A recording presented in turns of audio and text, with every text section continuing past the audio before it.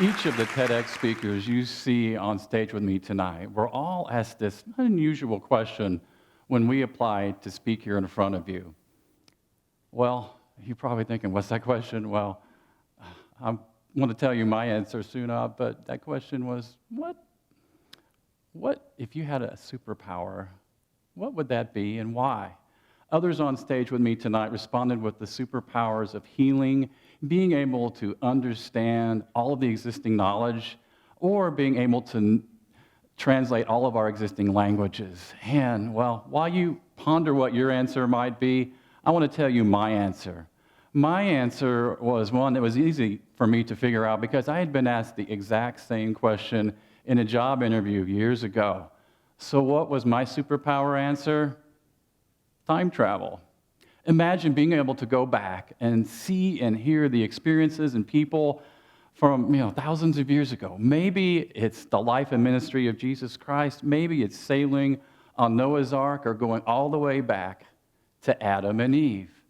And if you're like me, you're probably thinking, well, what about one of my ancestors, going back into their life? Maybe getting a peek, a little bit of video from their life would help me understand mine. If you're like me, I have this strange fascination for a piece of classical music composed 400 years ago. And I always wonder, why do I have that?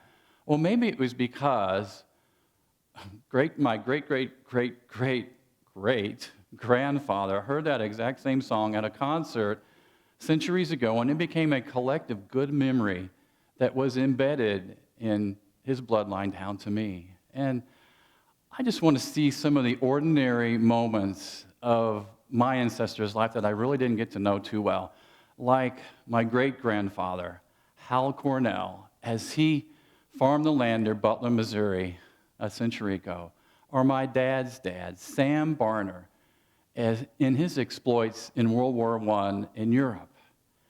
And then there's the selfish me reasons that think, it'd be nice to go back and just see a little bit of my own life, back to my, freshman year of high school. Just seeing little snippets of each day in video would be great, or going back all the way to my earliest memory of my life. I was like age 5. I'm climbing on my mom's backyard fence. It's chain link. It has some nice barbs on top of it.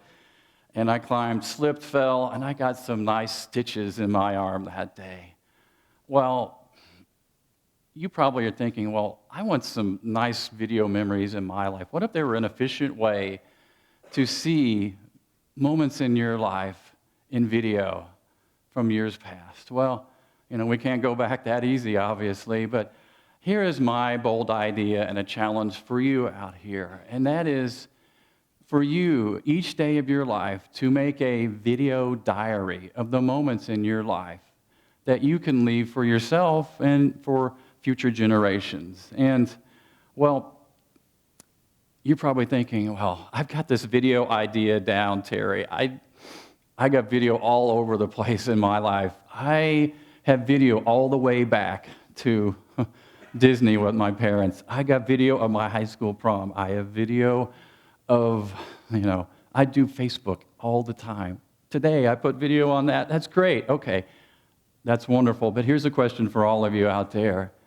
I want to take a survey. If you think you've got all those video moments edited down into a form that you can share with yourselves or others at this moment, are all those times that you shot an entire concert or a speech like this one edited down into a form that you or anyone else would want to sit through? Has the Snapchat generation scrapped the idea of a scrapbook? Well, clearly we all have some work to do in this video editing area, but how? Well, what I've been doing is taking, 1-second video highlights of my life for each day of my life for as long as I'll be able to do it. What that equates is to about a 6-minute video for each year of your life. And, I've been doing this now for a year in my career here as a video producer at S&T and in my personal life. And, it's a wonderful experience, and I just want to kind of give you that challenge as well. This exercise has also been one that helps me remember the forgotten moments of my life. If you're like me, one day kind of melts into the next, and I think, what year did I take that lesson, that vacation? What caused me to learn that life lesson in my life? And in a strange way, these little 1-second snippets of life help me to remember a large swath of that entire day and the minutes around it, to remember years later. And this exercise has also reinvigorated my workday. My visual radar is such that, I am built in to document visually the moments of my life and the decisive moments of other people's life. And it goes all the way back to getting a 35-millimeter camera as a high school graduation present. And since then, I've been fortunate enough to take that passion for visual documentary and translate it into a career as both a newspaper photojournalist and today as a video producer here at MissouriS&T. But the kind of secret behind my time here as a video producer is one that, I spend more time editing than I'm out shooting video. And the ratio is sometimes about 10 hours spent editing down my video and planning for my video for every 1 hour that I'm out shooting video in the field. And so there were days or even weeks that, I spent pretty much just in the video studio editing, and I wanted to be out there shooting video. So to keep my shooting skills sharp, to keep fresh, I would take a break and take a walk around campus here at S&T, and there's something good around the corner, and I see it, and that's my moment of the day that I look back on weeks later. So you're thinking to yourself, well, Terry, what does your time machine look like? Well, you probably got it with you right now, close by. Each of us who have these smartphones and are fortunate enough to use them, we have high-definition quality video cameras in our phones right now. And so we can use these, take them out, and just shoot, like I'm doing here.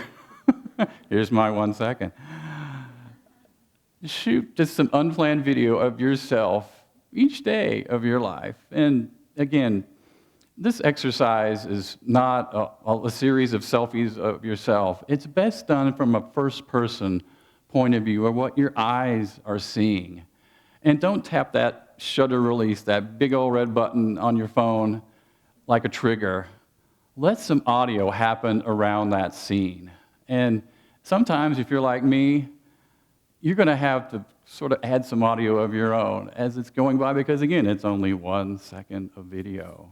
And your next question is probably, Terry, you've got fancy cameras, you've got a lot of nice, fancy, highly expensive video editing equipment, and I don't have this great software for my little time machine on a smartphone. Is there a smartphone app for me to use? The answer is yes. There are several 1-second daily video diary apps for both iPhone and Android platforms. And for those of you who think 1 second of video is just not enough time for my active lifestyle, there's even a 3-second video daily app for you. Now, you're also probably thinking, how did you get this idea? This idea came about from, ironically, a TED Talk a couple of years ago. And in that, I think, here's this video idea. It's great. Let's do it. And the origins of my TED Talk tonight actually go back to a 2009 TED Talk given by Stefan Sagmeister. Stefan's bold idea to his audience was a challenge for them to take a 1-year sabbatical every 7 years. Wouldn't that be nice? Well, New York artist Cesar Kiriyama took Stefan's advice to heart and did indeed quit his job for a year, traveling America, going around and, you guessed it, shooting 1 second of video every day of that year.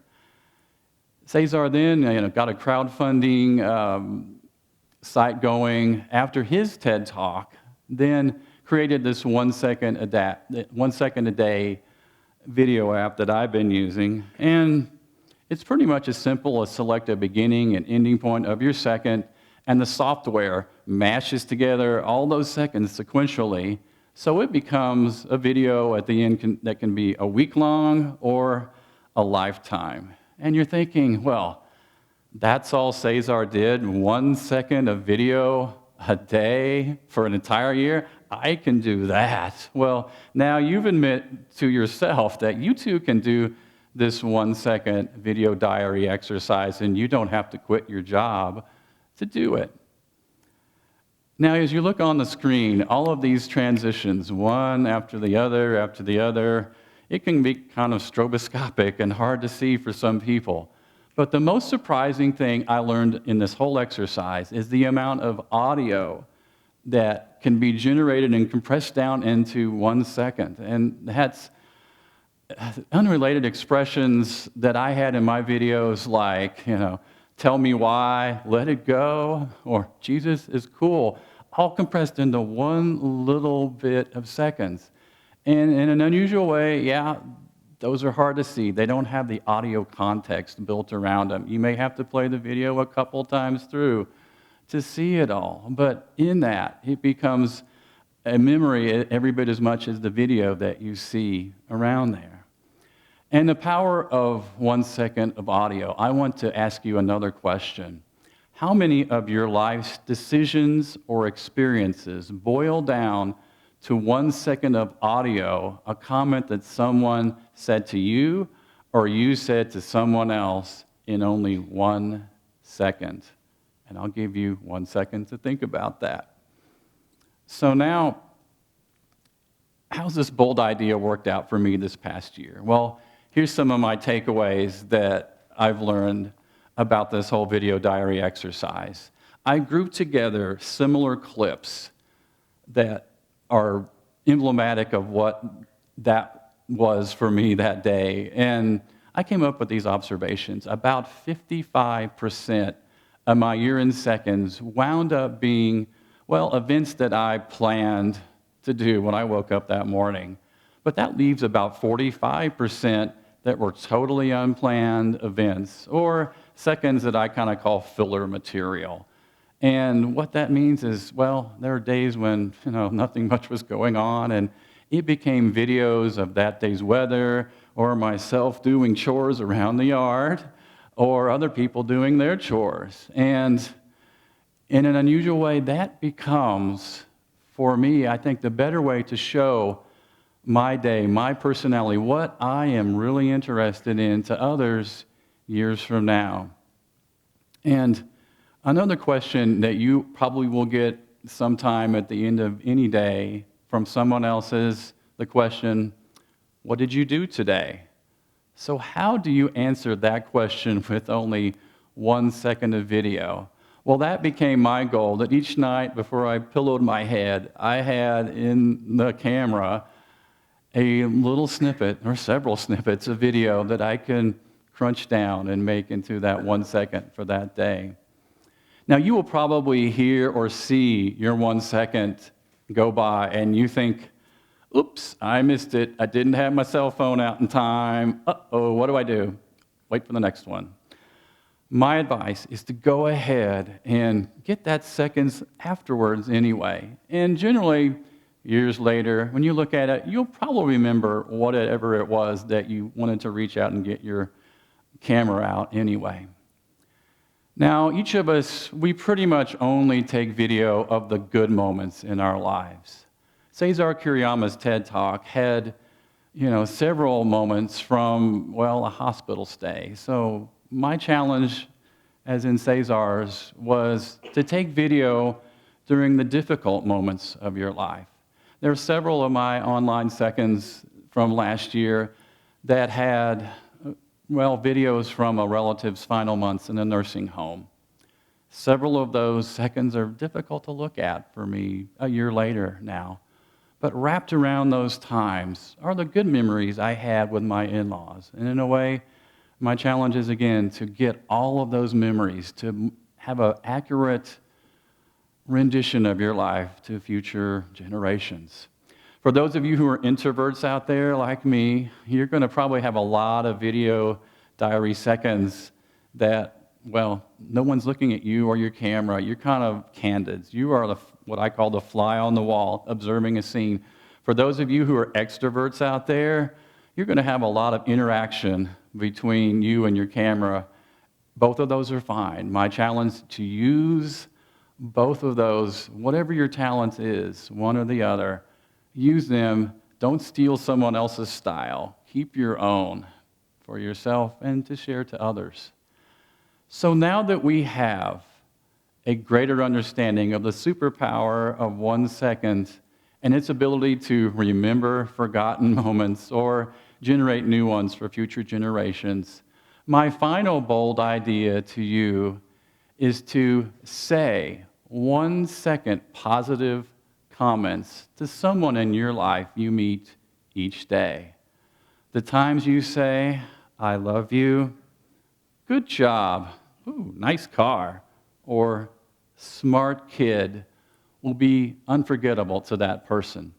So now that I've spoken it to you for about 840 seconds, my final 1 second compliment to you is, thank you.